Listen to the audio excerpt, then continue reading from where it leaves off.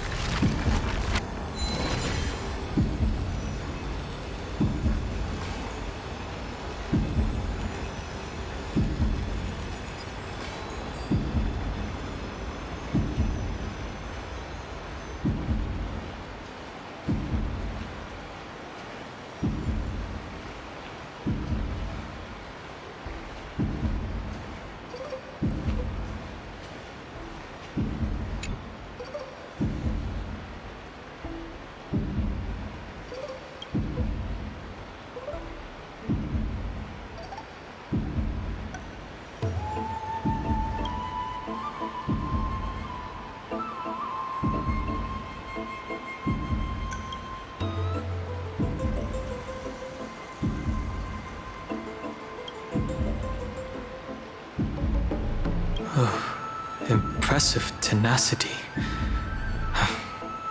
Hopefully it helped him survive the Black Tide.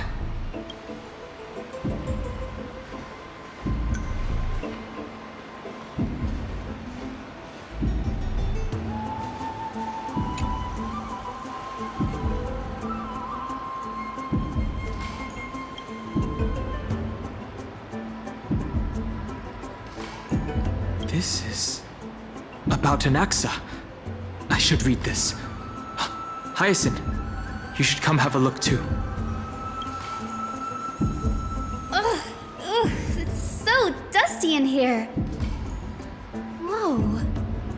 these all complaints about him?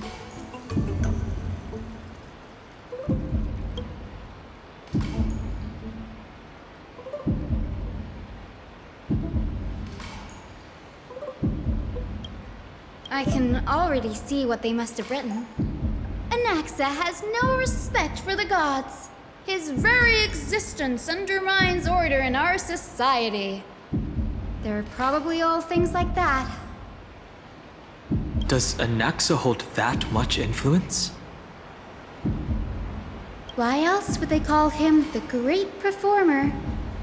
When Anaxa established his school of thought, the first thing he apparently did was read his own work to everyone. Are the Titans truly an accurate reflection of what humans think gods should be? Worlds created by gods are indubitably perfect, but what of Emporius? Only foolishness and insensitivity everywhere you turn. An uncanny impersonation. What happened after? They marched him straight to the seat of judgment before he could finish. Though what he took on in the end was more of a debate than an actual trial. He had to address every one of the scholar's allegations, or face expulsion from the Grove.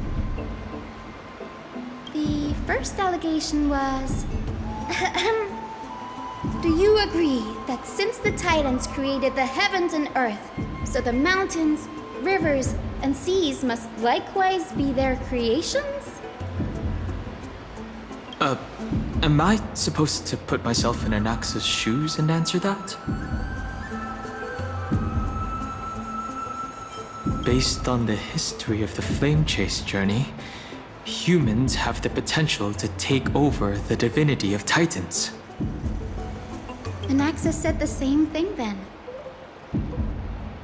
Needless to say, his critics didn't take kindly to his answer, so they followed up with a second allegation. You claim to be studying souls, yet you are, in fact, defiling them and committing acts condemned by the gods. Do you admit it? That's a serious allegation. Did he really do that? Anaxa always wears an eye patch, never removing it, even when alone. Some say he used one of his eyes as an alchemical ingredient.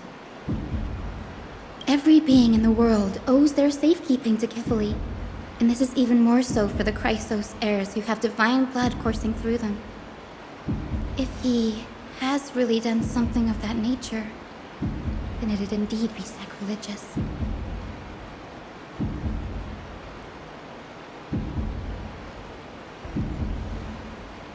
Thankfully, they had no way to prove it, so it amounted to nothing more than an allegation in the end. One by one, Anaxa engaged in wars of words against those who would challenge him. Toward the end, a scholar asked him, Anaxagoras, have you any respect for the gods? It was only after a brief silence that he answered, I have never denied that Titans are meant to be noble constructs. What he didn't say, that the Titans are not noble, rings louder in this case. Yes. I'm not sure how that controversy was eventually resolved. But what's for certain, at least, is that Anaxa was allowed to stay in the Grove where he continued his research, despite being regarded as a heretic. By the way, this stack of complaint letters has reminded me of a place in the Grove. We may find clues there that aren't on the teleslate. I'm talking about Anaxa's alchemy lab, hidden between the cornerstones. Given the Grove's meticulous approach to archiving, could there really be such an oversight right under their noses?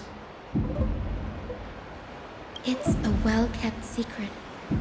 Among the 7 sages, excluding the nominal chief sage, each has a private sanctuary where they can conduct research undisturbed in their free time.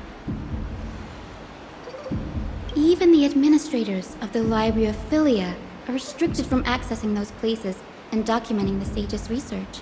But with the grove in this state, I'm sure Nexa won't be mad even if we sneak into the lab for a short while. Right? These trees, they're like a maze.